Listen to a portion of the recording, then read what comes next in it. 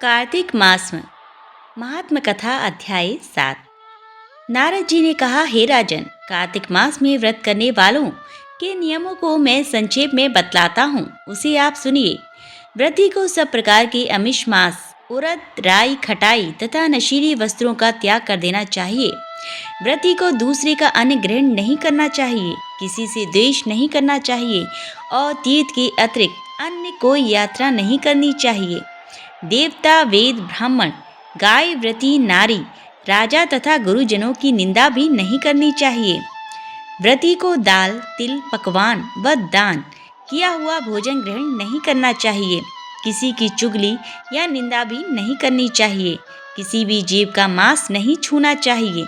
पान, कत्था, चूना, नींबू, मसूर, बासी तथा झूठे अन्न का भी प्रयोग नहीं करना चाहिए। गाय, बकरी तथा भैंस के अतिरिक्त अन्य किसी पशु का दूध नहीं पीना चाहिए। कांस्य के पात्र में रखा हुआ पंचगव्य, बहुत छोटे घड़े का पानी तथा केवल अपने लिए ही पका हुआ अन्न प्रयोग करना चाहिए। कार्तिक माह का व्रत करने वाले मनुष्य को सदैव ब्रह्मचर्य का पालन करना चाहिए। उसे धरती पर सोना चाहिए और दिन के चौथे पहर में केवल एक बार पत्तल में भोजन करना चाहिए। व्रती कार्तिक माह में केवल नरक चतुर्दशी, जिसे छोटी दीपावली भी कहा जाता है, के दिन ही शरीर में तेल लगा सकता है। कार्तिक माह में व्रत करने वाले मनुष्य को सिंघाड़ा, प्याज, भुट्टा, गाजर, मूली, काशी फल, लौकी, तरबूज इन वस्तुओं का प्रयोग बिल्कुल भी नहीं करना चाहिए। रजस्वला, चांडाल, पापी, म्लेच्छ, पतित, व्रतहीन, ब्राह्मण द्रोही और नास्तिकों से बातचीत नहीं करनी चाहिए। भगवान विष्णु को प्रसन्न करने के लिए अपनी शक्ति के अनुसार चंद्र, यण आदि का व्रत करना चाहिए और उपयुक्त नियमों का पालन करना चाहिए। व्रती को प्रतिपदा को कुम्हड़ा, द्वितीय को कटहल, तृतीय को तरुणी स्त्री, चतुर्थी को मूली, पंचमी को बेल, षष्ठी को तरबूज, सप्तमी को आंवला, अष्टमी को नारियल, नवमी को मूली, दशमी को लौकी, एकादशी को परवल, द्वादशी को बेर, त्रयोदशी को मुट्ठा, चतुर्दशी को गाजर तथा पूर्णिमा को शाक का प्रयोग नहीं करना चाहिए। रविवार को आंवला का प्रयोग नहीं करना चाहिए। कार्तिक माह में व्रत करने वाला मनुष्य यदि इन शाकों में से किसी शाक का सेवन करना चाहे तो पहले ब्राह्मण को देखकर ग्रहण करे। यही विधान माह के व्रत के लिए भी है। देवोत्थानी एकादशी में पहले कही गई विधि के अनुसार नृत्य, जागरण, गायन, वादन आदि करना चाहिए। इसको विधि पूर्वक करने वाले मनुष्य को देखकर यमदूत ऐसे भाग जाते हैं जैसे सिंह की गर्जना से हाथी भाग जाते हैं। कार्तिक माह का व्रत सभी व्रतों में श्रेष्ठ है। इसके अतिरिक्त जितने भी व्रत यज्ञ हैं वह 1000 की संख्या में किए जाने पर भी इसकी तुलना नहीं कर सकते, क्योंकि यज्ञ करने वाले मनुष्य को सीधा वैकुंठ की प्राप्ति होती है। जिस प्रकार राजा की रक्षा उसके अंग रक्षक करते हैं, उसी प्रकार कार्तिक माह का व्रत करने वाले की रक्षा भगवान विष्णु की आज्ञा से इंद्र आदि देवता करते हैं। व्रती मनुष्य जहाँ कहीं भी रहता है वहीं पर उसकी पूजा होती है, उसका यश फैलता है। उसके निवास स्थान पर भूत, पिशाच आदि कोई भी नहीं रह पाते। विधि पूर्वक कार्तिक माह का व्रत करने वाले मनुष्यों के पुण्यों का वर्णन करने में ब्रह्मा जी भी असमर्थ हैं। यही व्रत सभी पापों को नष्ट करने वाला, पुत्र पौत्र प्रदान करने वाला और धन धान्य की वृद्धि करने वाला है। बोलो कार्तिक महाराज की जय। तो चलिए, आज है शनिवार, तो सुन लेते हैं शनिवार व्रत कथा। एक समय स्वर्गलोक में सबसे बड़ा कौन है के प्रश्न पर 9 ग्रहों में वाद विवाद हो गया। विवाद इतना बड़ा कि परस्पर भयंकर युद्ध की स्थिति बन गई। निर्णय के लिए सभी देवता देवराज इंद्र के पास पहुंचे और बोले, हे देवराज, आपको निर्णय करना होगा कि हम में सबसे बड़ा कौन है। देवताओं का प्रश्न सुनकर देवराज इंद्र उलझन में पड़ गए। इंद्र बोले, मैं इस प्रश्न का उत्तर देने में असमर्थ हूँ। हम सभी पृथ्वीलोक में उज्जैनी नगरी में राजा विक्रमादित्य के पास चलते हैं। देवराज इंद्र सहित सभी ग्रह उज्जैनी नगरी पहुँचे। महल में पहुंचकर जब देवताओं ने उनसे अपना प्रश्न पूछा तो राजा विक्रमादित्य भी कुछ देर के लिए परेशान हो उठे, क्योंकि सभी देवता अपनी अपनी शक्तियों के कारण महान थे। किसी को भी छोटा या बड़ा कह देने से उनके क्रोध के प्रकोप से भयंकर हानि पहुंच सकती थी। अचानक राजा विक्रमादित्य को एक उपाय सूझा और उन्होंने विभिन्न धातुओं स्वर्ण, रजत, कांसा, ताम्र, सीसा, रांगा, जस्ता, अभ्रक व लोहे के 9 आसन बनवाए। धातुओं के गुणों के अनुसार सभी आसनों को एक दूसरे के पीछे रखवाकर उन्होंने देवताओं को अपने अपने सिंहासन पर बैठने को कहा। देवताओं के बैठने के बाद राजा विक्रमादित्य ने कहा, आपका निर्णय तो स्वयं हो गया। जो सबसे पहले सिंहासन पर विराजमान है वही सबसे बड़ा है। राजा विक्रमादित्य के निर्णय को सुनकर शनि देवता ने सबसे पीछे आसन पर बैठने के कारण अपने को छोटा जानकर क्रोधित होकर कहा, राजा विक्रमादित्य, तुमने मुझे सबसे पीछे बैठाकर मेरा अपमान किया है। तुम मेरी शक्तियों से परिचित नहीं हो। मैं तुम्हारा सर्वनाश कर दूंगा। शनि ने कहा, सूर्य की एक राशि पर 1 महीने, चंद्रमा 2.25 दिन, मंगल 1.5 महीने, बुध और शुक्र 1 महीने, बृहस्पति 13 महीने रहते हैं, लेकिन मैं किसी राशि पर 7.5 वर्ष तक रहता हूँ। बड़े बड़े देवताओं को मैंने अपने प्रकोप से पीड़ित किया है। राम को 7.5 के कारण ही वन में जाकर रहना पड़ा और रावण को 7.5 के कारण ही युद्ध में मृत्यु का शिकार बनना पड़ा। राजा, अब तू भी मेरे प्रकोप से नहीं बच सकेगा। इसके बाद अन्य ग्रहों के देवता तो प्रसन्नता के साथ चले गए, परंतु शनिदेव बड़े क्रोध के साथ वहां से विदा हुए।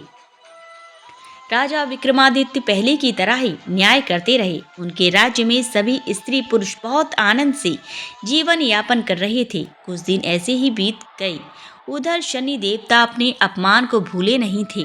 विक्रमादित्य से बदला लेने के लिए एक दिन शनिदेव ने घोड़े के व्यापारी का रूप धारण किया और बहुत से घोड़ों के साथ उज्जैनी नगरी पहुंचे। राजा विक्रमादित्य ने राज्य में किसी घोड़े के व्यापारी के आने का समाचार सुना तो अपने अश्वपाल को कुछ घोड़े खरीदने के लिए भेजा। घोड़े बहुत कीमती थे। अश्वपाल ने जब वापस लौटकर इस संबंध में बताया तो राजा विक्रमादित्य ने स्वयं आकर एक सुंदर व शक्तिशाली घोड़े को पसंद किया। घोड़े की चाल देखने के लिए राजा उस घोड़े पर सवार हुए तो वह घोड़ा बिजली की गति से दौड़ पड़ा। तेजी से दौड़ता घोड़ा राजा को दूर एक जंगल में ले गया और फिर राजा को वहां गिराकर जंगल में कहीं गायब हो गया। राजा अपने नगर को लौटने के लिए जंगल में भटकने लगा, लेकिन उन्हें लौटने का कोई रास्ता नहीं मिला। राजा को भूख प्यास लग आई। बहुत घूमने पर उसे एक चरवाहा मिला। राजा ने उससे पानी मांगा। पानी पीकर राजा ने उस चरवाहे को अपनी अंगूठी दे दी। फिर उससे रास्ता पूछकर वह जंगल से निकलकर पास के नगर में पहुंचा। राजा ने एक सेठ की दुकान पर बैठकर कुछ देर आराम किया। उस सेठ ने राजा से बातचीत की तो राजा ने उसे बताया कि मैं उज्जैनी नगरी से आया हूँ। राजा के कुछ देर दुकान पर बैठने से सेठ जी की बहुत बिक्री हुई। सेठ ने राजा को बहुत भाग्यवान समझा और खुशी होकर उसे अपने घर भोजन के लिए ले गया। सेठ के घर में सोने का एक हार खूंटी पर लटका हुआ था। राजा को उस कमरे में छोड़कर सेठ कुछ देर के लिए बाहर गया। तभी एक आश्चर्यजनक घटना हुई। राजा के देखते देखते ही सोने के उस हार को खूंटी निकल गई। सेठ ने कमरे में लौटकर हार को गायब देखा तो चोरी का संदेह राजा पर ही किया, क्योंकि उस कमरे में राजा ही अकेला बैठा था। सेठ ने अपने नौकरों से कहा कि इस परदेसी को रस्सियों से बांधकर नगर के राजा के पास ले चलो। राजा ने विक्रमादित्य से हार के बारे में पूछा तो उसने बताया कि उसके देखते ही देखते खूंटी ने हार को निगल लिया था। इस पर राजा ने क्रोधित होकर चोरी करने के अपराध में विक्रमादित्य के हाथ पांव काटने का आदेश दे दिया। राजा विक्रमादित्य के हाथ पांव कटकर उस नगर की सड़क पर छोड़ दिया गया। कुछ दिन बाद एक तेली उसे उठाकर अपने घर ले गया और उसे अपने कोलू पर बैठा दिया। राजा आवाज देकर बैलों को हाँकता रहा। इस तरह तेली का बैल चलता रहा और राजा का भोजन मिलता रहा। शनि के प्रकोप की 7.5 पूरी होने पर वर्षा ऋतु प्रारंभ हुई। राजा विक्रमादित्य एक रात मेघ मल्हार गा रहा था कि तभी नगर के राजा की लड़की राजकुमारी मोहिनी रथ पर सवार उस तेली के घर के पास से गुजरी उसने मेघ मल्हार सुना तो उसे बहुत अच्छा लगा और दासी को भेजकर गाने वाले को बुला लाने को कहा। दासी ने लौटकर राजकुमारी को अपंग राजा के बारे में सब कुछ बता दिया। राजकुमारी उसके मेघ मल्हार से बहुत मोहित हुई, अतः उसने सब कुछ जानकर भी अपंग राजा से विवाह करने का निश्चय कर लिया।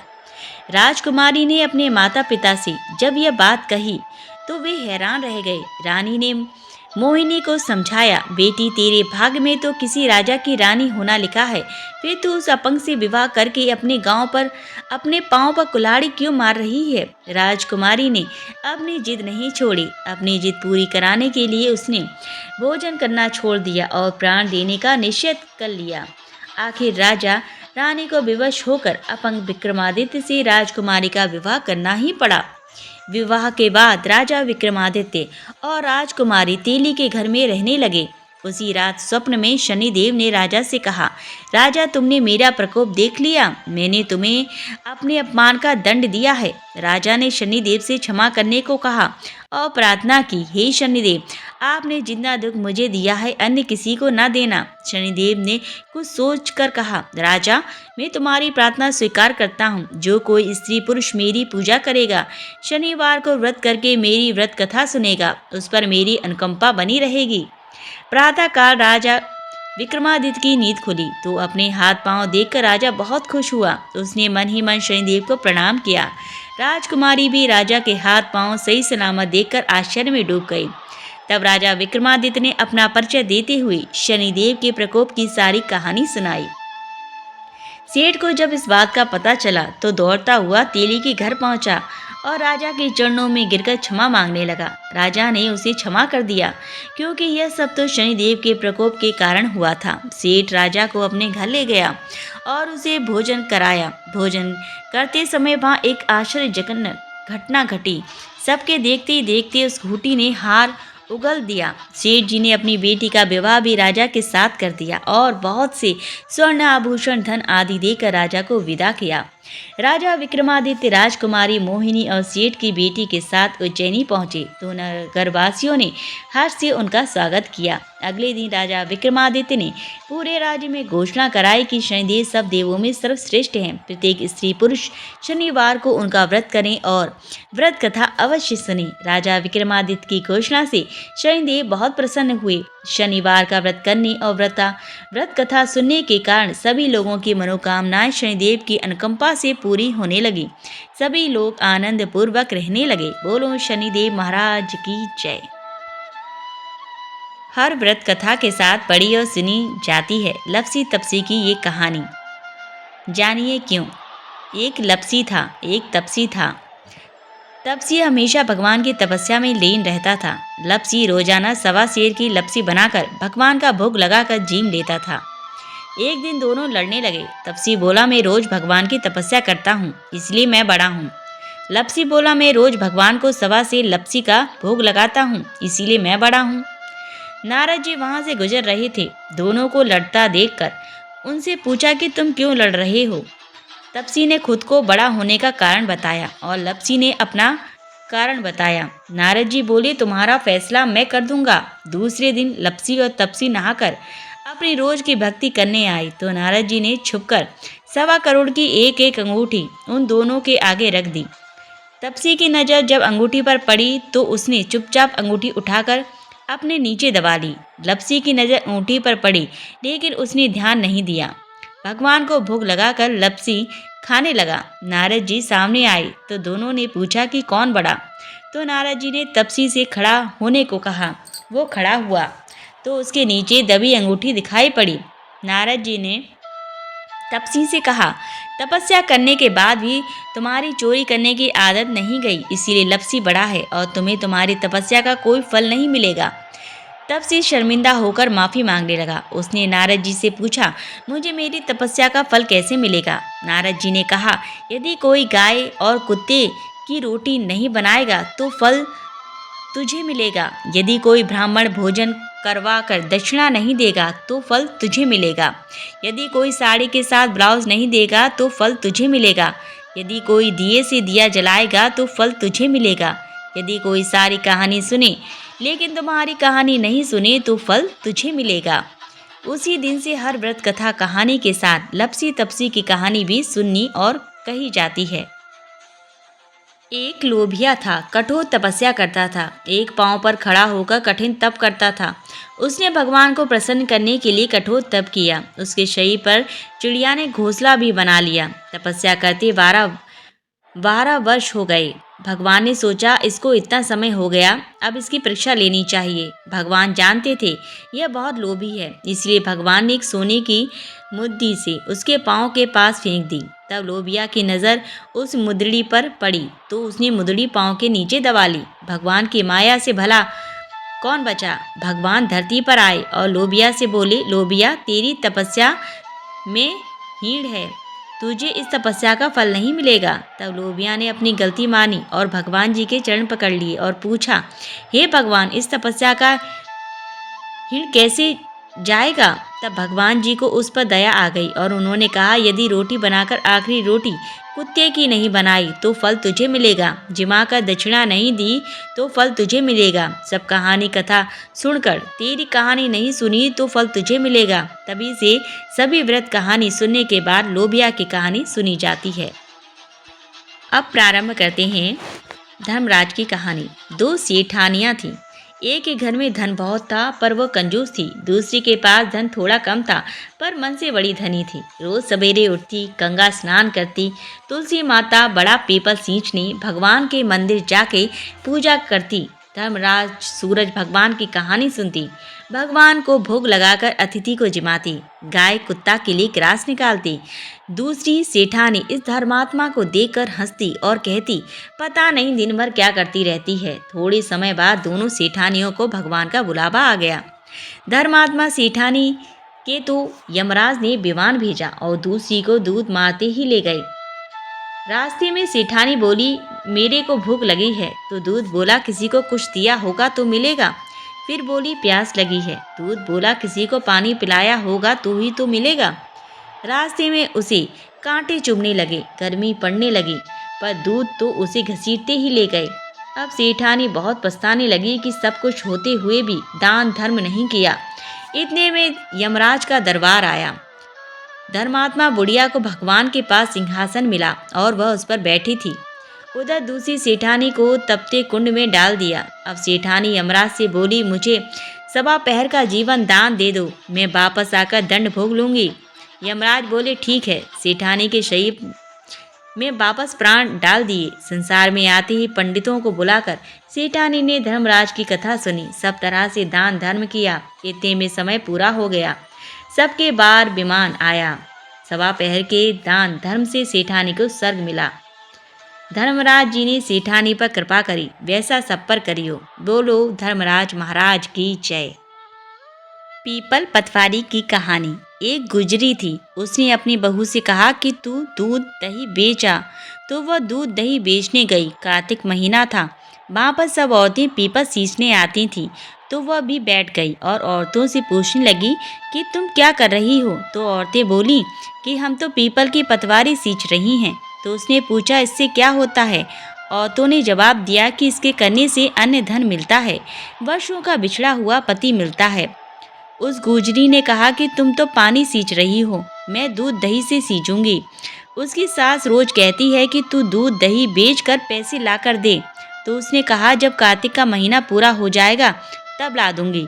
और कार्तिक का महीना पूरा हो गया। पूनम के दिन गुजरी पीपल पतवारी के पास धरना लेकर बैठ गई। पीपल ने पूछा कि तू यहाँ क्यों बैठी है। उसने कहा, मेरी सास दूध दही के पैसे मांगेगी। तो पीपल ने कहा, मेरे पास पैसे नहीं हैं, यह पत्थर डंडे पान पत्ते पड़े हैं, वह ले जा और गुल्लक में रख देना। जब सास ने पूछा, पैसे लाई है। तो गुजरी ने कहा, मैंने पैसे गुल्लक में रखे हैं। तब सास ने गुल्लक खोल कर देखी तो सास देखती रह गई कि उसमें हीरे मोती जगमगा रहे हैं, पत्थर डंडे और पत्तों का धन हो गया है। सास बोली कि बहू इतना पैसा कहाँ से लाई। तो बहू ने आकर देखा तो बहुत धन पड़ा है। तब गुजरी ने कहा, सासू जी, मैंने तो 1 महीना दूध दही से पीपल की पतवारी में सींचा था और मैंने उससे धन मांगा था तो उसने मुझे पत्थर, डंडे और पत्ते दिए थे जो मैंने गुल्लक में रख दिए थे और वह हीरो मोती हो गए। तब सासू जी ने कहा कि अब की बार मैं भी पटवारी सींचूंगी। सासू दूध दही तो बेच आती और हांडी धोकर पीपल पटवारी में रख आती और बहू से कहती कि तू मेरे से पैसा मांग। तो बहू ने कहा कि कभी बहू भी सास से पैसे मांगती है? तो सास बोली कि तू मेरे से पैसे मांग। तो बहू ने सास से दूध दही के पैसे मांगे तो सासू जी पीपल पटवारी पर जाकर धरना लेकर बैठ गई। तो डंडे, पत्ते, पान, भाटे उसे भी दिए और कहा गुल्लक में जाकर रख दे। फिर बहू ने खोलकर देखा तो उसमें कीड़े मकोड़े चल रहे थे।